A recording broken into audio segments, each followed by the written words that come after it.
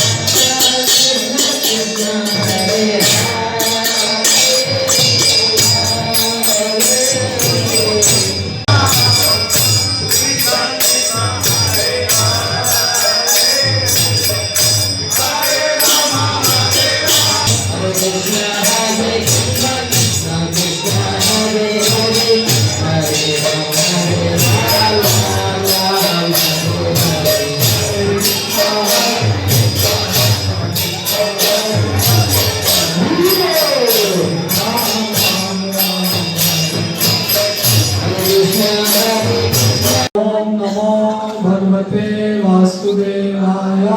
ओम नमो भगवते वासुदेवाय। ओम नमो भगवते वासुदेवाय। ओम नमो भगवते। मेरा दस्य ज्ञानांजनशलाकया चक्षुरुन्मिलितं येन तस्मै श्री गुरुवे नमः। श्री चैतन्य मनोभीष्टं स्थापितं येन भूतले स्वरूपं कदा मह्यं ददाति स्वपदान्तिकम्। श्री रूपम सहगनाथम सहगन रघुनाथवितं तं सजीवं सावैतं सावरूपं परिजन सहितं कृष्ण चैतन्य देवं श्री राधा कृष्ण। हे कृष्ण करुणा सिंधु दीनबंधु जगतपते गोपेश गोपिका कांत राधा कांत नमस्ते। तप्त कांचन गौरांगी राधे वृंदावनेश्वरी विश्वानुसुते देवी प्रणमामि हरिप्रिये। वांछा कल्पतरुभ्यश्च कृपा सिंधुभ्यो च पतितानां पावनेभ्यो वैष्णवेभ्यो नमः। जय श्री कृष्ण चैतन्य प्रभु नित्यानंद श्री अद्वैत गदाधर शिवासादि गौर भक्तवृंद। हरे कृष्णा कृष्णा हरे राम राम राम हरे हरे। तो आज का दिन विशेष दिन है, क्योंकि आज के दिन जो भगवान है उन्होंने ये भगवद गीता का संदेश अर्जुन को दिया था आज से लगभग 5000 वर्ष पूर्व। और क्योंकि जब भगवान इस धरा धाम से चले गए तो उनके साथ जो धर्म है वो भी चला गया। जब तक वो यहाँ पर थे तब तक धर्म था, उसके बाद धर्म भी चला गया। तो उसके बाद फिर सभी ने जिज्ञासा की कि किस तरह से अभी धर्म की पुनः स्थापना हो। तो उसके लिए फिर श्रील व्यासदेव जी ने अलग अलग ग्रंथों की रचना की, क्योंकि कलयुग में उन्होंने देखा कि जो लोग हैं उनकी अभी बुद्धि इतनी तीक्ष्ण नहीं होगी कि वो सुन के स्मरण कर सके। इसलिए उन्होंने क्या किया, सभी शास्त्रों को क्या है लिखित रूप दे दिया।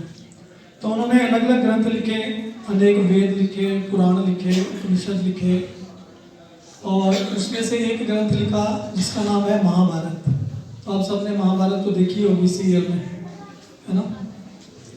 तो महाभारत में उन्होंने फिर जो महाभारत का भीष्म पर्व है उसके 23वें अध्याय से 40वें अध्याय तक उन्होंने क्या किया, भगवद गीता के 700 श्लोक लिखे, जो भी हमारे पास 700 श्लोक उपलब्ध हैं।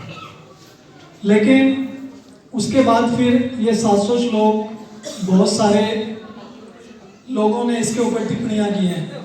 भगवद गीता अगर आप मार्केट में जाएंगे तो कम से कम 500 के आसपास भगवद गीता अवेलेबल है। तो अभी प्रश्न ये उठता है कि कौन सी भगवद गीता पढ़ी जाए, कौन सी सही है, कौन सी गलत है। तो इसका उत्तर भगवान स्वयं दे रहे हैं भगवद गीता में। वो बता रहे हैं इवं विवस्वते योगम। भगवान कह रहे हैं 4थे अध्याय के 10वें और 11वें श्लोक में कि मैंने ये जो ज्ञान है सर्वप्रथम किसको दिया, सूर्यदेव को दिया। सूर्यदेव ने फिर इसको किसको दिया, मनु को दिया, और मनु ने इसको इक्ष्वाकु को दिया। तो कई करोड़ वर्ष पूर्व ये ज्ञान भगवान ने क्या है दिया इस ज्ञान को। लेकिन समय के साथ ये जो परंपरा है ये खंडित हो गई। तो वही ज्ञान फिर दोबारा क्या है भगवान कुरुक्षेत्र के युद्ध में क्या है अर्जुन को दे रहे हैं। इसके अलावा भगवान ने ये सिर्फ ज्ञान सूर्यदेव को ही नहीं दिया, उन्होंने ये ज्ञान ब्रह्मा जी को भी दिया, और ब्रह्मा जी ने फिर ये ज्ञान दिया है व्यासदेव जी को, और व्यासदेव जी ने फिर ये ज्ञान किसको दिया है, सुखदेव गोस्वामी को। इस तरह से ये जो ज्ञान है ये गुरु शिष्य परंपरा में क्या है चलता का बताया गया है कि किस तरह से ये ज्ञान जो है आगे बढ़ता गया। तो व्यासदेव के बाद उनके अलग शिष्य हुए मध्वाचार्य, पद्मनाभ, नरहरि, माधव, अक्षोभ्य, जयतीर्थ, ज्ञान सिंधु, दयानिधि, विद्यानिधि, राजेंद्र, जयधर्म, पुरुषोत्तम, ब्रह्म तीर्थ, व्यास तीर्थ, लक्ष्मीपति, माधवेंद्रपुरी, ईश्वरपुरी, श्री चैतन्य महाप्रभु जो कि स्वयं भगवान में अवतरित हुए थे। उसके बाद फिर उनके शिष्य आए रूप गोस्वामी, सनातन गोस्वामी, रघुनाथ दास गोस्वामी। फिर उनके शिष्य हुए कृष्णदास गोस्वामी, फिर नरोत्तम दास ठाकुर, फिर विश्वनाथ चक्रवर्ती ठाकुर, फिर जगन्नाथ दास बाबा जी, फिर भक्ति विनोद ठाकुर, फिर गोल किशोर दास बाबा जी, फिर भक्ति सिद्धांत सरस्वती महाराज। उसके बाद शिला एसी भक्ति वेदांत स्वामी प्रभुपाद, जिन्होंने ये भगवत गीता के ऊपर यथारूप की टिप्पणी की। तो इसलिए भगवान कह रहे हैं कि अगर ये ज्ञान गुरु परंपरा के द्वारा इसको हम एक्सेप्ट करते हैं तो ये प्रमाणिक है।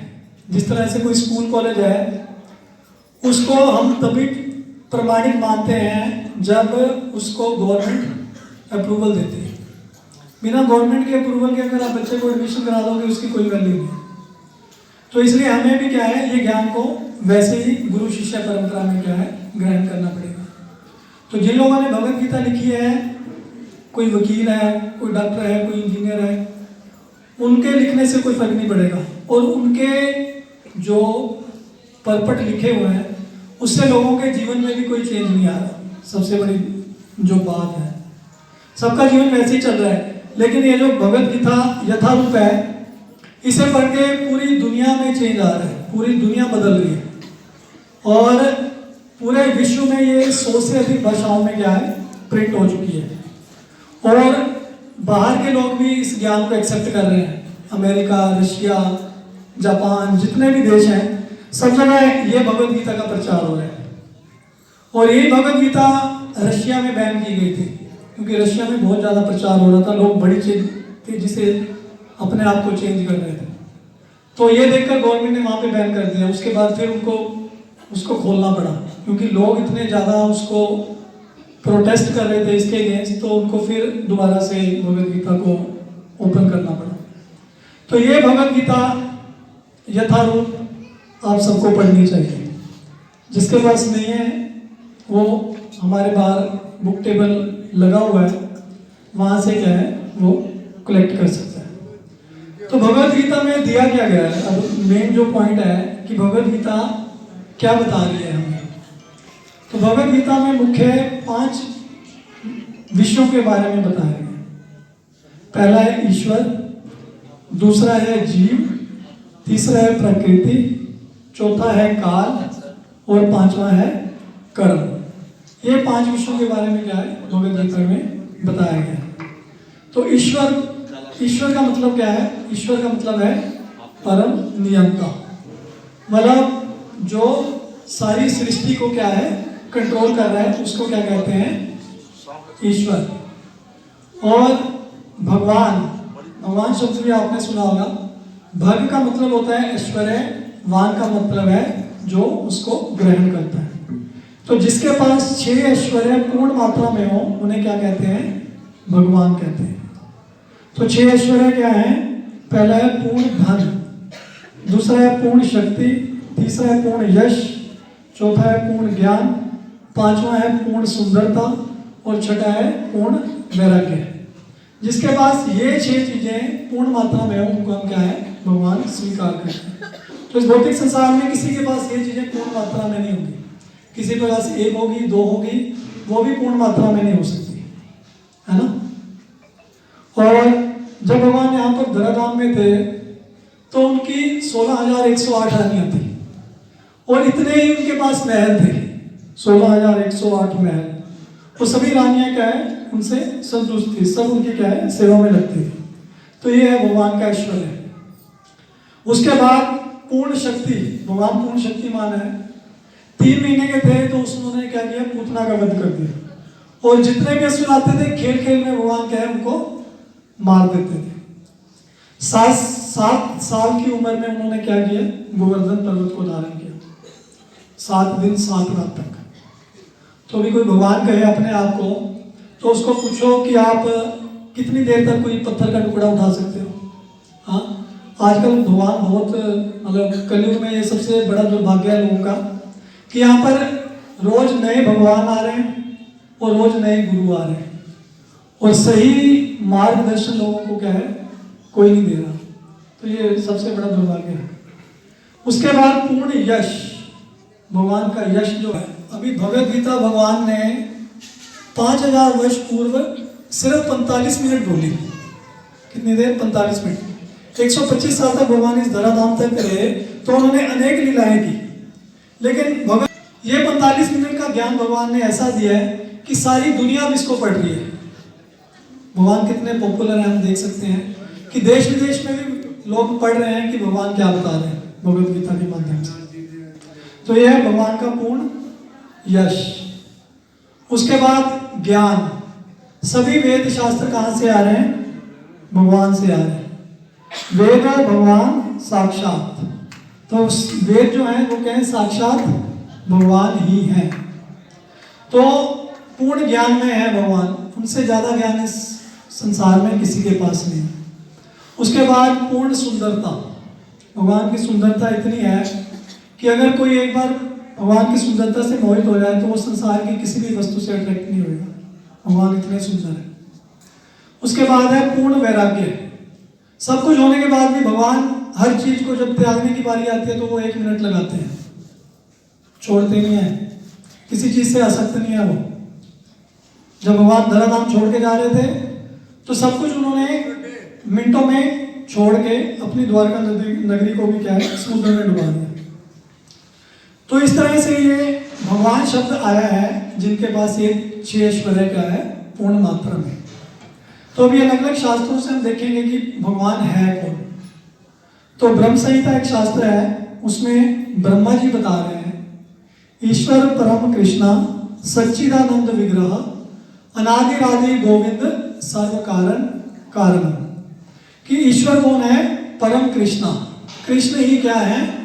परम ईश्वर है, जिनका विग्रह कैसा है? रूप कैसा है? सच्चिदानंद विग्रह। अनादिरादि गोविंद सर्व कारण कारण।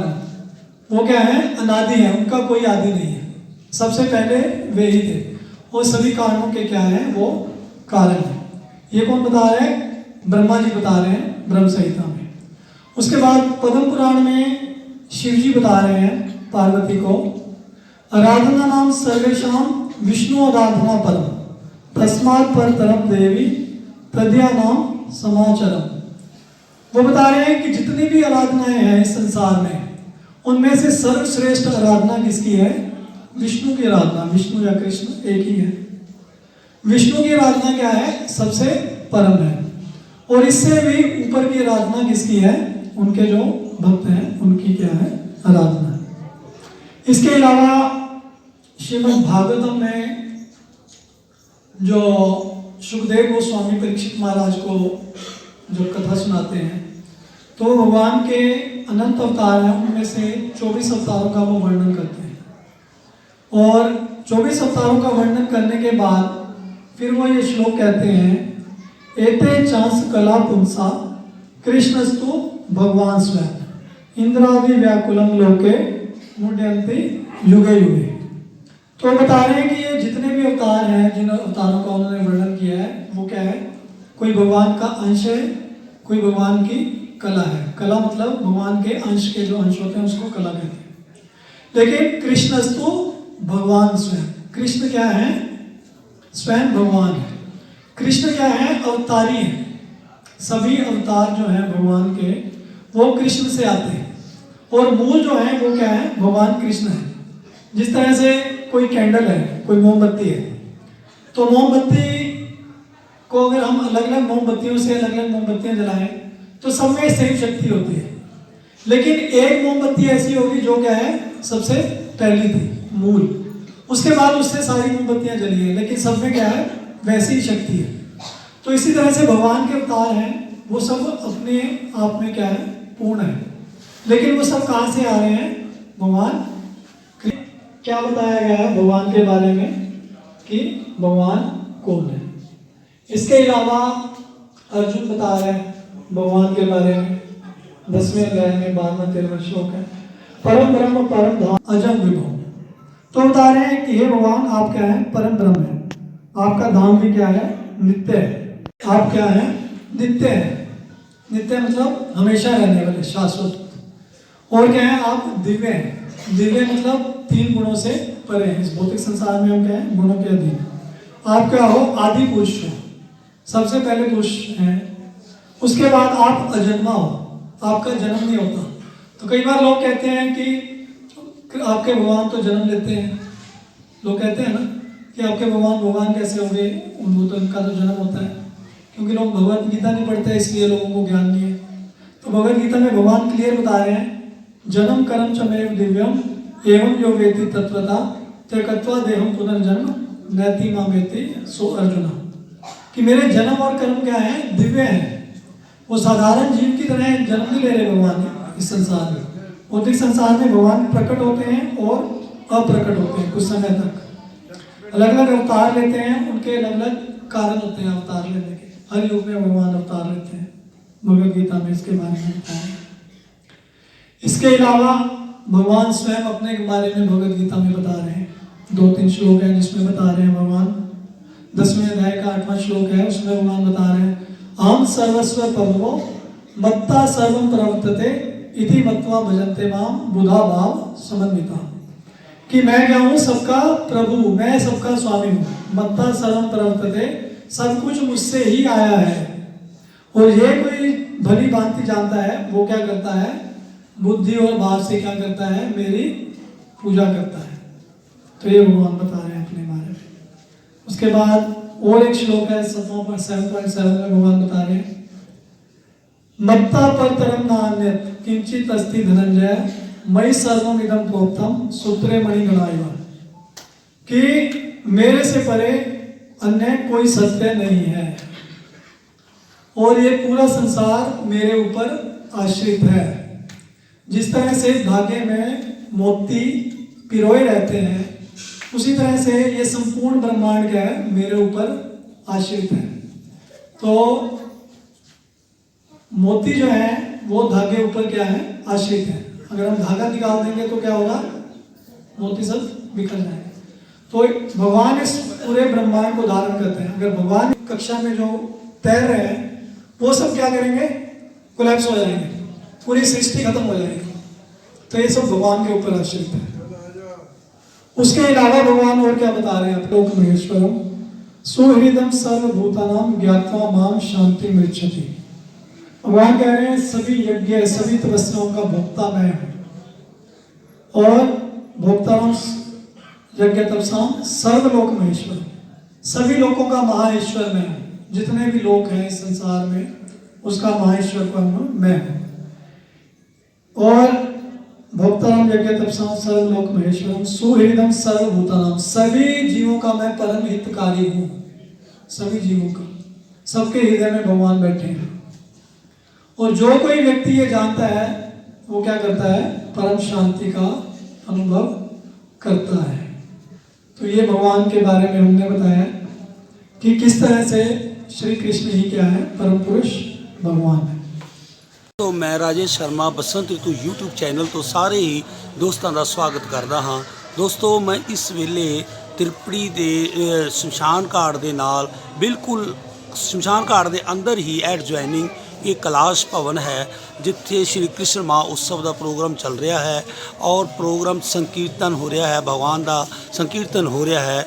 और मैं क्या अपने अज दर्शकों को भी इस कृष्ण महोत्सव का आनंद दिवाना चाहिए है और मैं इस वास्ते अचेचे तौर पर कवरेज करने लई मैं कैलाश भवन पहुंचा हाँ। आओ दोस्तों तुहानू हॉल के अंदर लै चलते हाँ जिथे कृष्ण महोत्सव का प्रोग्राम चल रहा है। हरे कृष्णा कृष्ण कृष्ण हरे हरे, हरे राम राम राम हरे हरे का जाप चल रहा है। और मैं तुहानू ये शमशान घाट है त्रिपड़ी के अंदर जिहदे बहुत ही इस शमशान घाट दे विच सेवा बहुत ही साडे एक बहुत ही मशहूर समाज सेवक तन्नू राम नासरा जी ने अपने जिंदगी के 50 साल इस शमशान घाट के अंदर लगाए ने। और ये जिन्नियां भी तुसीं इत्थे देख रहे हो ये कैलाश भवन है, ये भगवान की मूर्ति है और तमाम जितना भी ये सुंदरीकरण किया गया है, ये पाम के बड़े बड़े दरख्त ने, ये साडे तन्नू राम नासरा जी जिहड़े कि इस शमशान घाट के सरप्रस्त ने, उन्होंने वालों ये सारी सेवा की गई है। मैं तुहानू इस शमशान घाट का होर दृश्य भी विखाउणा हाँ, फिर आप कैलाश भवन के अंदर चलांगे। दोस्तों ये लीची का पौधा है ਜਿਹੜਾ ਪੌਦਾ ਕਿ ਬਸੰਤ ਰਿਤੂ ਯੂਥ ਕਲੱਬ ਤ੍ਰਿਪੜੀ ਪਟਿਆਲਾ ਨੂੰ ਇਸ ਸ਼ਮਸ਼ਾਨ ਘਾਟ ਦੇ ਅੰਦਰ ਵਨ ਮਹਾ ਉਤਸਵ ਆਯੋਜਿਤ ਕਰਕੇ ਇਹ ਬਹੁਤ ਸਾਰੇ ਦਰਖਤ, ਪਾਮ ਦੇ ਦਰਖਤ ਵੀ ਲਹਿਰਾ ਰਹੇ ਨੇ, ਹੋਰ ਵੀ ਕਈ ਤਰ੍ਹਾਂ ਦੇ ਦਰਖਤ ਲਹਿਰਾ ਰਹੇ ਨੇ। ਇਹ ਬਸੰਤ ਰਿਤੂ ਯੂਥ ਕਲੱਬ ਤ੍ਰਿਪੜੀ ਪਟਿਆਲਾ ਨੂੰ ਸ਼੍ਰੀ ਧੰਨੂ ਰਾਮ ਨਾਸਰਾ ਜੀ ਵੱਲੋਂ ਇਹ ਸੇਵਾ ਦਿੱਤੀ ਗਈ ਔਰ तमाम ਇਹ ਸ਼ਮਸ਼ਾਨ ਘਾਟ ਹਰਾ ਹਰਾ ਬਿਲਕੁਲ ਗ੍ਰੀਨ ਐਂਡ ਕਲੀਨ ਹੈ। ਆਓ ਤੁਹਾਨੂੰ ਮੈਂ ਸਾਰੇ ਦ੍ਰਿਸ਼ ਦਿਖਾ ਰਿਹਾ ਹਾਂ ਤ੍ਰਿਪੜੀ ਸ਼ਮਸ਼ਾਨ ਘਾਟ ਦੇ, ਔਰ ਫਿਰ ਇਹਦੇ ਤੁਹਾਨੂੰ ਬਾਅਦ ਵਿੱਚ ਮੈਂ ਕੈਲਾਸ਼ ਭਵਨ ਜਿਹੜਾ ਇਸ ਸ਼ਮਸ਼ਾਨ ਘਾਟ ਦੇ ਅੰਦਰ ਬਣਿਆ ਹੈ ਉਹਦੇ ਅੰਦਰ ਲੈ ਚੱਲਾਂਗਾ। ਇਹ ਭੋਲੇਨਾਥ ਜੀ ਦੀ ਮੂਰਤੀ ਹੈ, ਬਹੁਤ ਉੱਚੀ ਲੰਬੀ ਭਗਵਾਨ ਦੀ ਇਹ ਮੂਰਤੀ ਹੈ। ਜਦ ਵੀ ਕੋਈ ਇੱਥੇ ਆਉਂਦਾ ਹੈ ਤਾਂ ਪਹਿਲਾਂ ਬਾਬਾ ਦੇ ਜ਼ਰੂਰ ਉਹ ਦਰਸ਼ਨ ਕਰਦਾ ਹੈ। ਇਹ ਰੱਥ ਬਣਿਆ ਹੋਇਆ ਹੈ ਜਿਸ ਰੱਥ ਤੇ ਭਗਵਾਨ ਕ੍ਰਿਸ਼ਨ ਜੀ ਅਰਜੁਨ ਦੇ ਨਾਲ ਨੇ ਔਰ ਕ੍ਰਿਸ਼ਨ ਸਾਰਥੀ ਬਣ ਕੇ, ਕ੍ਰਿਸ਼ਨ ਮਹਾਰਾਜ ਸਾਰਥੀ ਬਣ ਕੇ ਅਰਜੁਨ ਦਾ ਰੱਥ ਚਲਾ ਰਹੇ ਨੇ। ਇਹ ਸ਼ਾਇਦ ਮਹਾਭਾਰਤ ਦੇ ਯੁੱਧ ਦੇ ਸਮੇਂ ਇਹ ਦ੍ਰਿਸ਼ ਜ਼ਰੂਰ ਉੱਥੇ ਹੋਵੇਗਾ ਜਦੋਂ ਕਿ ਭਗਵਾਨ ਕ੍ਰਿਸ਼ਨ ਸਾਰਥੀ ਬਣ ਕੇ ਰੱਥ ਚਲਾ ਕੇ ਔਰ ਅਰਜੁਨ ਨੂੰ ਗੀਤਾ ਉਪਦੇਸ਼ ਦਿੱਤਾ। ਇਹ ਰਾਜਾ ਹਰੀ ਚੰਦਰ ਜੀ ਦੀ ਹੈ, ਰਾਜਾ ਹਰੀ ਚੰਦਰ ਤਾਰਾ ਰਾਣੀ ਰੋਹਿਤ। ਇਹ ਬਹੁਤ ਅੱਛੀਆਂ ਇੱਥੇ ਮੂਰਤੀਆਂ ਬਣਾਈਆਂ ਗਈਆਂ ਨੇ। ਚਿੱਤਰਗੁਪਤ ਦੀ ਵੀ ਇੱਥੇ ਮੂਰਤੀ ਬਣਾਈ ਗਈ ਹੈ। ਬਹੁਤ ਅੱਛੀਆਂ ਮੂਰਤੀਆਂ, ਯਮਰਾਜ ਧਰਮਰਾਜ ਸਭ ਦੀਆਂ ਇਹ ਮੂਰਤੀਆਂ, ਸਤਿਆਵਾਨ ਸਤੀ ਸਾਵਿਤਰੀ ਦੀ ਵੀ ਇੱਥੇ ਮੂਰਤੀ ਬਣਾਈ ਗਈ ਹੈ। ਦੋਸਤੋ, ਇਹ ਧੰਨੂ ਰਾਮ ਨਾਸਰਾ ਜੀ ਨੇ ਆਪਣੇ ਜੀਵਨ ਦੇ 50 ਸਾਲ ਇਸ ਸ਼ਮਸ਼ਾਨ ਘਾਟ ਦੀ ਸੁੰਦਰੀਕਰਨ ਕਰਨ ਲਈ ਔਰ ਇਹ ਸਵਰਗ ਧਾਮ ਬਣਾਇਆ ਹੈ ਔਰ ਉਹਨਾਂ ਦਾ ਬਹੁਤ ਇਸ ਇਲਾਕੇ ਵਿੱਚ ਉਹਨਾਂ ਦੀ ਰਿਸਪੈਕਟ ਹੈ ਕਿਉਂਕਿ ਉਹ ਇੱਕ ਮਹਾਨ ਸਮਾਜ ਸੇਵਕ ਨੇ। ਨਿਸਵਾਰਥ ਭਾਵਨਾ ਦੇ ਨਾਲ ਉਹਨਾਂ ਨੇ ਇਸ ਕੈਲਾਸ਼ ਭਵਨ ਨੂੰ ਬਣਾ ਕੇ ਇੱਥੇ ਅਕਸਰ ਧਾਰਮਿਕ ਸਮਾਗਮ ਹੁੰਦੇ ਰਹਿੰਦੇ ਨੇ। ਤੁਹਾਨੂੰ ਪਾਮ ਦੇ ਦਰਖਤ ਦਿਖਾ ਰਿਹਾ ਹਾਂ ਕਿ ਜਿਹੜੇ ਇਹ ਦਰਖਤ ਮੈਂ ਆਪਣੇ ਹੱਥੀਂ ਲਗਾਏ ਨੇ। ਇਹ ਬਹੁਤ ਪਾਮ ਦੇ ਦਰਖਤ ਜਿਹੜੇ ਇਸ ਗਾਰਡਨ ਦੇ ਅੰਦਰ ਤੁਹਾਨੂੰ ਪਾਮ ਦੇ ਦਰਖਤ ਦਿਖ ਰਹੇ ਨੇ, ਇਹ ਸਾਰੇ ਹੀ ਮੇਰੇ ਹੱਥ ਦੇ ਲਗਾਏ ਹੋਏ ਨੇ। ਦੋਸਤੋ, ਆਓ ਹੁਣ ਚੱਲਦੇ ਹਾਂ ਕੈਲਾਸ਼ ਭਵਨ ਦੇ ਅੰਦਰ ਜਿੱਥੇ ਕਿ ਕ੍ਰਿਸ਼ਨ ਮਹਾ ਉਤਸਵ ਦਾ ਪ੍ਰੋਗਰਾਮ ਚੱਲ ਰਿਹਾ ਹੈ ਔਰ ਤੁਹਾਨੂੰ ਸੰਕੀਰਤਨ ਦਾ ਆਨੰਦ ਦਿਵਾਉਂਦੇ ਹਾਂ। ਹਰੇ ਕ੍ਰਿਸ਼ਨ ਕ੍ਰਿਸ਼ਨ ਕ੍ਰਿਸ਼ਨ ਹਰੇ ਹਰੇ, ਹਰੇ ਰਾਮ ਰਾਮ ਰਾਮ ਹਰੇ ਹਰੇ। ਇਹ ਧਾਰਮਿਕ ਪੁਸਤਕਾਂ ਦਾ ਸਟਾਲ ਲੱਗਿਆ ਹੈ ਔਰ ਇੱਥੇ ਧਾਰਮਿਕ ਕਿਤਾਬਾਂ ਦਿੱਤੀਆਂ ਜਾ ਰਹੀਆਂ ਨੇ। ਗੀਤਾ ਵੀ ਇੱਥੇ ਦਿੱਤੀ ਜਾ ਰਹੀ ਹੈ, ਰਾਮਾਇਣ ਵੀ ਹੈ, ਬਹੁਤ ਸਾਰੀਆਂ ਧਾਰਮਿਕ ਪੁਸਤਕਾਂ ਨੇ ਔਰ ਹੋਰ ਵੀ ਜਿਹੜਾ ਧਾਰਮਿਕ ਸਮਾਨ ਹੈ ਉਹ ਵੀ ਇੱਥੇ ਸਟਾਲ ਲਾ ਕੇ ਜਿਹੜੇ ਭਗਤਗਣ ਆਏ ਨੇ ਉਹਨਾਂ ਦੀ ਸੇਵਾ ਵਿੱਚ ਇਹ ਸਟਾਲ ਹਾਜ਼ਰ ਹੈ ਔਰ ਇੱਥੋਂ ਭਗਤਗਣ ਅੱਜ ਗੀਤਾ ਜ਼ਰੂਰ ਲੈ ਕੇ ਜਾਣਗੇ ਕਿਉਂਕਿ ਗੀਤਾ ਹੈ ਇੱਕ ਐਸਾ ਗ੍ਰੰਥ ਹੈ ਸਨਾਤਨ ਧਰਮ, ਹਿੰਦੂ ਧਰਮ ਦੇ ਅੰਦਰ ਜਿਹੜਾ ਕਿ ਸਾਡੇ ਜੀਵਨ ਨੂੰ ਸਾਡੇ ਜੀਵਨ ਦਾ ਸਾਰ ਹੈ। ਗੀਤਾ ਤੇ ਚੱਲਦੇ ਹੋਏ ਕਰਮ ਕਰੋ, ਫਲ ਕੀ ਇੱਛਾ ਨਾ ਰੱਖੋ ਔਰ ਇਹ ਸਾਨੂੰ ਸੰਦੇਸ਼ ਦਿੰਦੀ ਹੈ ਗੀਤਾ। ਔਰ ਗੀਤਾ 'ਚ ਸਾਨੂੰ ਇਹ ਵੀ ਸੰਦੇਸ਼ ਮਿਲਦਾ ਹੈ ਸਾਨੂੰ ਕਿਸੇ ਦੇ ਨਾਲ ਕਿਸ ਦਾ ਮਨ ਨਹੀਂ ਦਿਖਾਉਣਾ ਚਾਹੀਦਾ ਕਿਉਂਕਿ ਮਨ ਦੇ ਅੰਦਰ ਪਰਮਾਤਮਾ ਦਾ ਵਾਸ ਹੁੰਦਾ ਹੈ।